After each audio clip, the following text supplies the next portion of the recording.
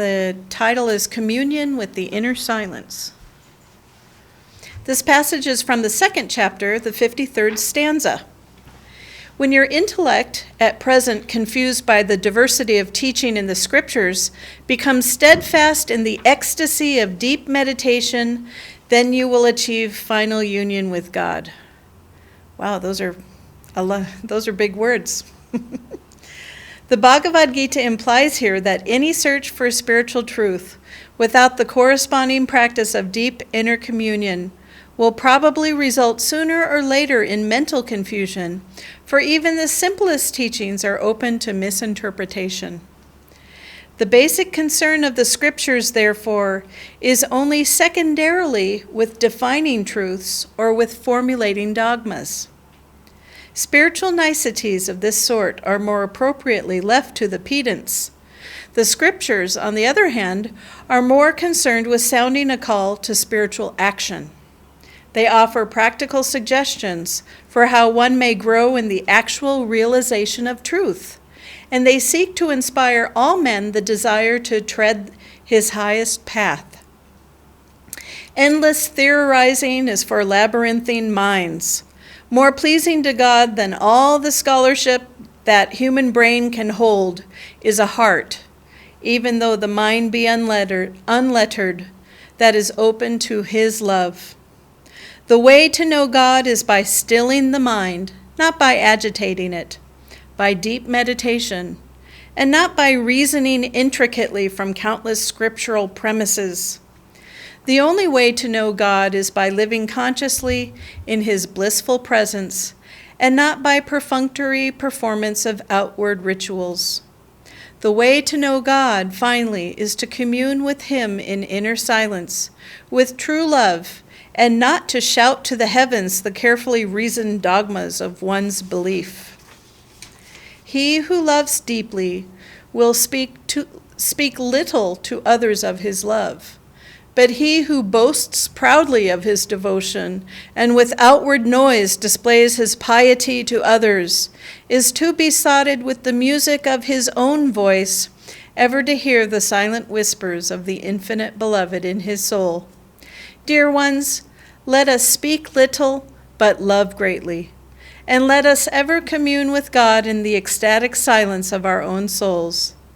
Thus, through the Bhagavad Gita, God has spoken to mankind. Om, Om, Om.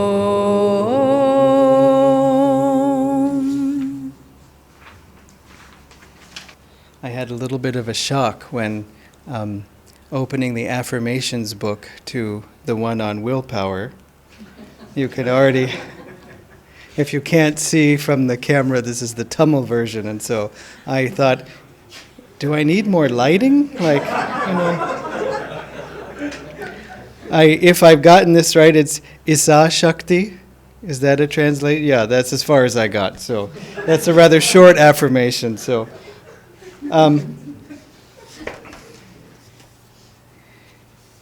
This is from Whispers from Eternity. Demand that through all tests and trials the love of God may never fade. Master writes, O Spirit, I care not if all sufferings come to me, or all things be taken away from me. I pray only that my love for Thee never fade through my own negligence. May my love for Thee burn brightly forever on the altar of my constant remembrance.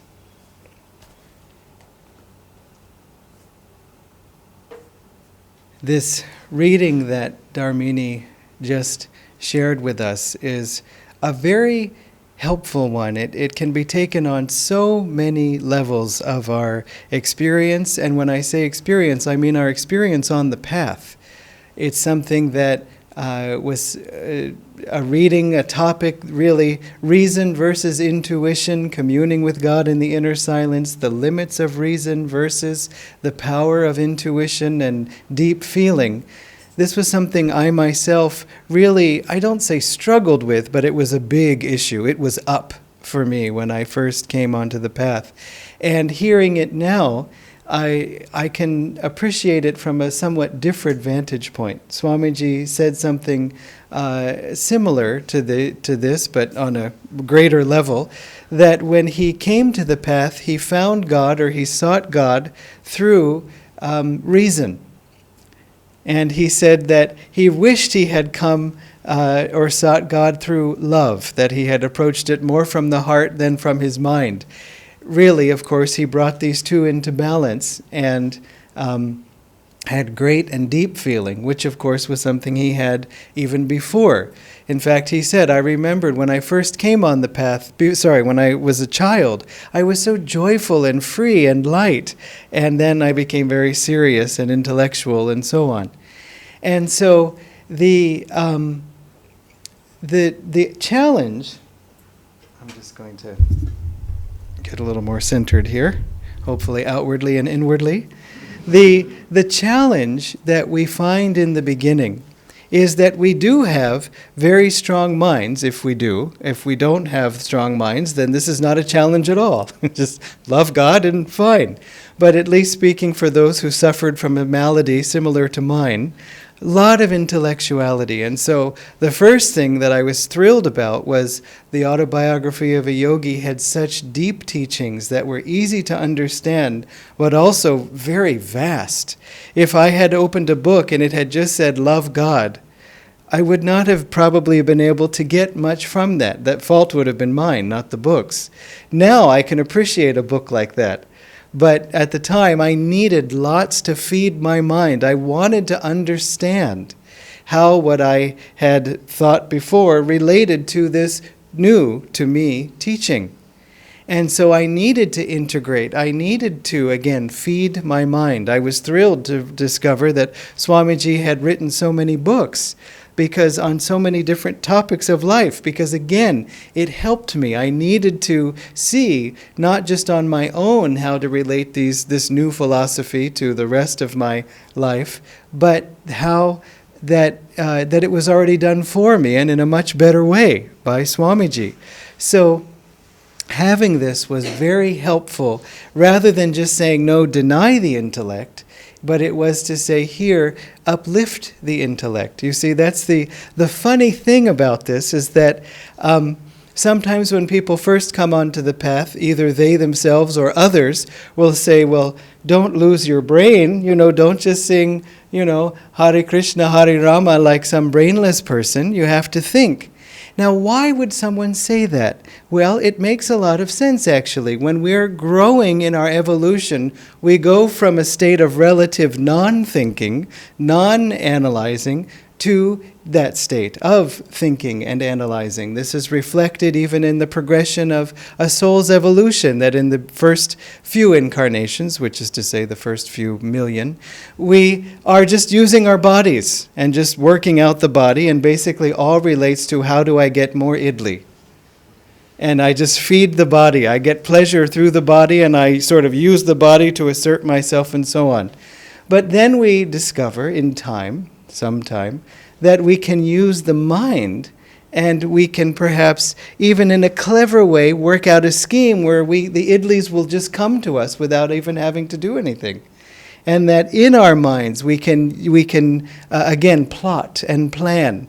And so the mind, we discover, is stronger than not thinking. Using the brain is better than not using it. This progression goes on, thankfully, to other levels, but I'm going to stop there. So it's natural for people who are, say, overly intellectual to then, when they're given the teaching, become less intellectual, to reject it. To say, but what do you think got me where I am? I have to be even intellectual even to know the word intellectual. So how can you tell me to take a step backwards? But actually what's being asked is to take a step forward, to take the intellect and uplift it, to align it with truth. You see, because truth is even stronger than our ability to talk about it. We can use our intellect to get into all kinds of trouble, to go far away from truth. Master said people are so skillful in their ignorance. And Sri Yukteswarji said a keen intellect is like a two-edged sword. It can be used to cut the boil of ignorance, which is to say the ignorance of truth, or to decapitate oneself. You see? We can be, Swamiji said in the philosophy books that he wrote, and he was basically debunking some of these philosophies that weren't linked to truth, or just as simply put as that he said he found himself in debate with some highly intelligent idiots because they were brilliant, but they were not starting from true first principles. One philosopher began by saying that the premise, man is radically free, meaning he's free to do anything that he wants. And then he proceeded through this long, careful reasoning to then prove at the end, and therefore, man is radically free. And so if you're paying close attention, you find out that, wait, you said man is radically free and therefore man is radically free? That's not even logical. You can't, that's circular logic. You can't say A implies A in this way, or A implies Z, which implies A again. So even in the terms of intellectuality, it doesn't hold up, you see? So we have to care what is true. That's what makes you a devotee. If you are a devotee, another word for devotee, because you could say, what does devotee even mean? Devoted. It comes from the same word, devotion. Devotee of what? With devotion, there is a direction to our devotion, or a recipient of our devotion. And really, we can say devoted to God, and that's perfectly beautiful if that works for you, if it resonates. But really, as a devotee, also we have to be devoted to truth. In fact, another word for someone on the spiritual path is truth seeker. And in this way, the spiritual path, and for example, science, which is often seen in opposition but isn't at all, really, is they're both seeking truth. Maybe on different levels, maybe through different means, but really we have to care what is true if we want to grow spiritually. And to put it another way, to be on the spiritual path, we have to care what is true. So if you make a good argument to someone about why a certain thing is true, and they reply, as someone has replied to Swamiji, that may all be very well and true, but I'm just not interested, then they're not ready yet. And that's fine. I don't mean to put them in a lower category or anything, just to say simply they're not ready. Because if you don't care what is true, then let's save the discussion for when you do. You see? So there's no point in bothering somebody, but we should watch for that in ourselves. I will sometimes, especially when I was newer on the path, and I would be a little bit hesitant to find out something, or to ask someone something, or to come forward about something that I thought the other person might be upset about. I would always remind myself Swamiji's statement, truth is not afraid of questions. There is no need to worry about discussing this. I mean, be tactful if you can. There are ways to say things in the right way that to avoid unnecessary disturbance, but still, don't be afraid of questions. Truth is unafraid of questions.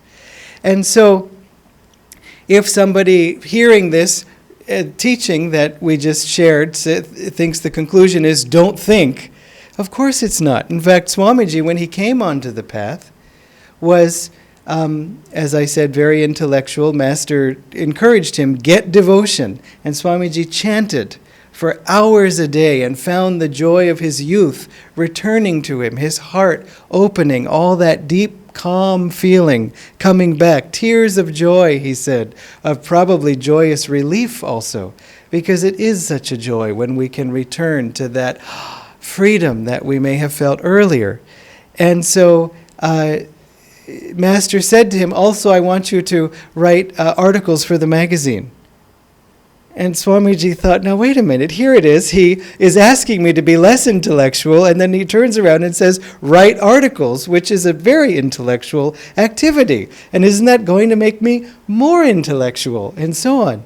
And so he realized in time that it wasn't that Master was saying, avoid using your intellect, stop using your strength, but to balance it, to uplift it, to use it in a higher service.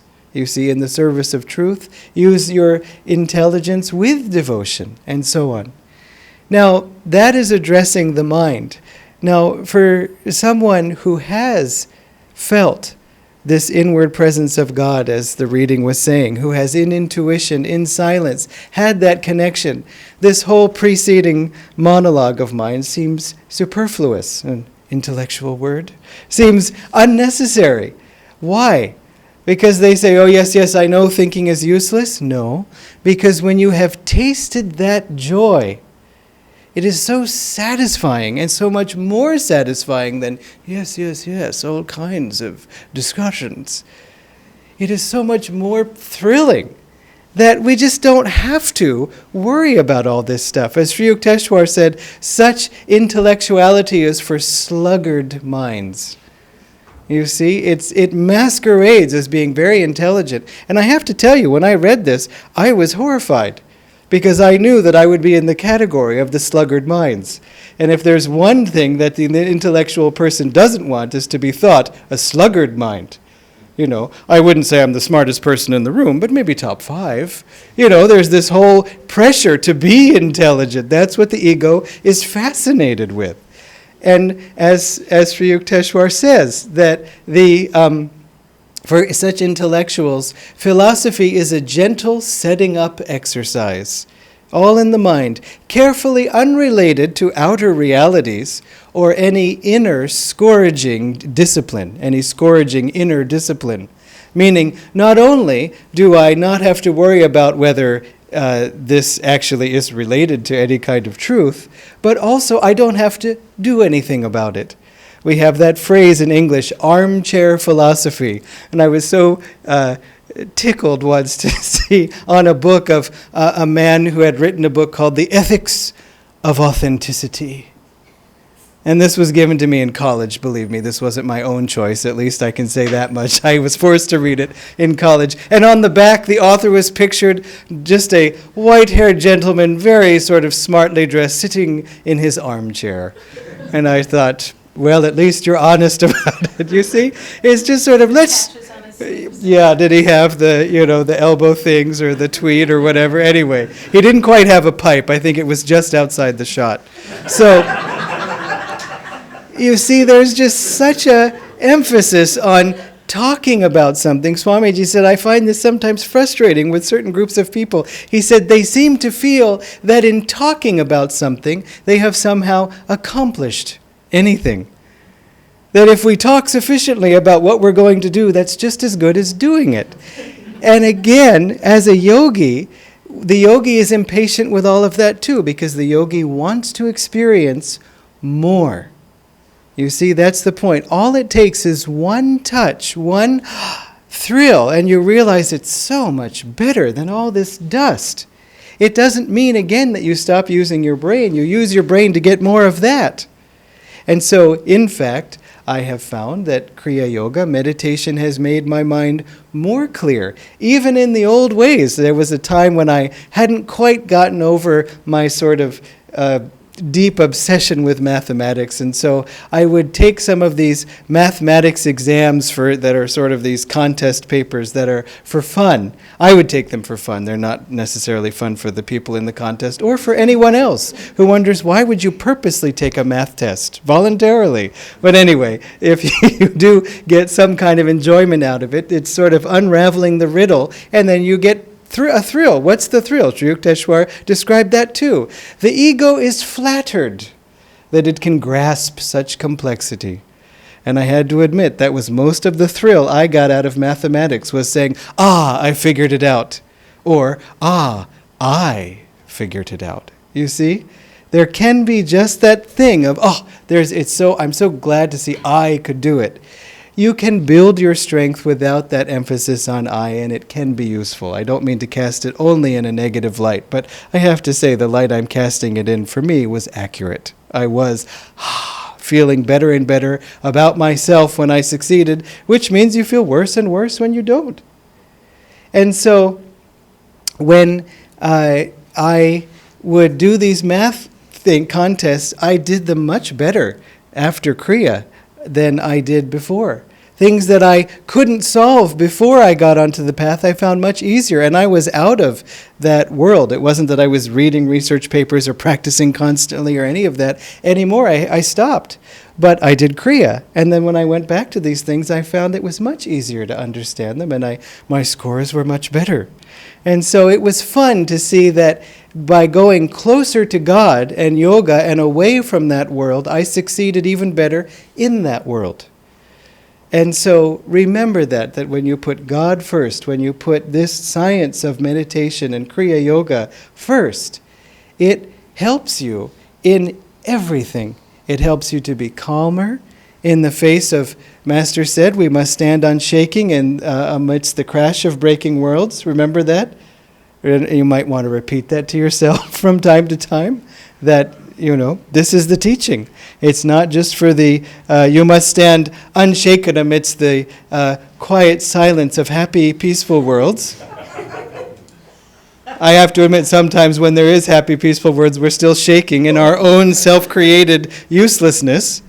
But stand unshaken. This is the time to get calm, to get centered, to put the teachings to practice. And when we do feel disturbed, not to say, no, I don't. Yes, I do. So chant, do energization, draw prana into the body, meditate, uplift the thoughts, grab the headphones and play Master, play Swamiji, play some, one of the videos of Ananda out there just to get ourselves back into center. Another technique that helps is to take one day at a time. What is there that needs to be done today? What is known today? What is expected or needed of me today? And I can think a little bit about the tomorrow, and I can plan maybe, but if I start to get lost in all that, just work on Iniki Ippo, okay? Just now. Maybe the next 5 minutes you can project, but that's about it. It is very strengthening. As Swamiji often said, save future problems to be solved by future energy. Now, the point then that I wanted to conclude with is seek that joy inside through meditation, through anything that you can. As I said, all the things I just mentioned, seek that thrill, because the more of that thrill of joy you get from inside and connecting with God, the more then you will seek it further and again and more deeply. It will be easier to meditate, because you will say, I know I had that joy once, I want it again. It's almost as if you start, maybe not at that depth of joy, but at least with the memory of that depth of joy. And it's very strong motivation to keep going. It makes it easy. When it's not easy, when meditation is difficult because of restlessness or whatever, just do it anyway, because it will clear all these things out. We are here to clear out our karma, but more than that, we're here to clear out the ego, which is creating this karma. Remember, to get free, you don't have to get rid of all karma, which is a good thing. Because even the thought, karma comes from desire, and even the desire to get rid of karma is a desire. It's a good desire, but still, we're constantly generating new karma. So the first step is stop. As they say, if you find yourself that you've dug yourself into a deep pit, the first step is to stop digging. And so it is with our karma too, that we want to just put a finite end to, an end to it so it becomes finite. And so the process of getting rid of the ego comes through meditation, comes through service, comes through devotion, comes through satsang. It's the way we uplift one another. And so really make an effort to seek that and to seek peak experiences on the spiritual path from time to time.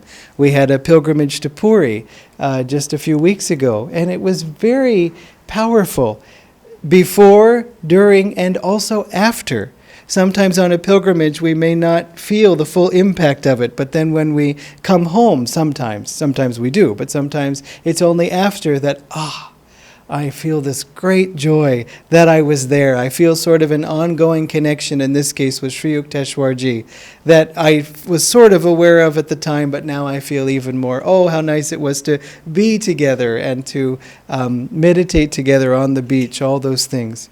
So, again, seek those experiences, make an effort to, because they will pay lasting dividends. They will make all of our day-to-day work on the spiritual path and our day-to-day joy on the spiritual path even sweeter. I wanted to mention, I think I'll want to mention some other things at another time. So, in any case, pursue this intuition. That, I guess I will mention this one other thing.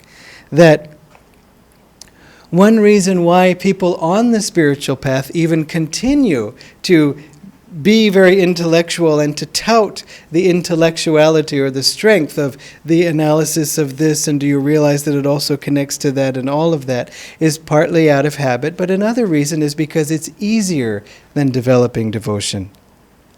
You see? Devotion is a harder task. As Swamiji said, better one silently loving heart, though unlettered, uneducated, than all of this rational stuff. You might think, oh, well, how nice for the silently loving, uneducated heart. Kuti. No, it is perya. It is a big thing. It takes more energy, more awareness to rise to the level of that deep calmness and silent devotion. Swamiji mentioned too, on a somewhat related note, that one of the reasons why when people get on the spiritual path, they focus so much on diet and having a pure body is because it's easier than doing the real work of developing devotion, a pure heart. And so, fine diet, fine. But just be careful that we're not just using it because it's an easier thing. It's kind of a cop-out. And so the way you do it matters. The act itself is not wrong, but it's the attitude. So let us always see, Master, let me not shrink away from the work that you've outlined for me, which isn't that difficult, especially when you realize it's a shortcut. It's the shortcut. Whatever Master has given us generally is a shortcut in the teachings, and whatever he's handed you specifically as a test is a shortcut.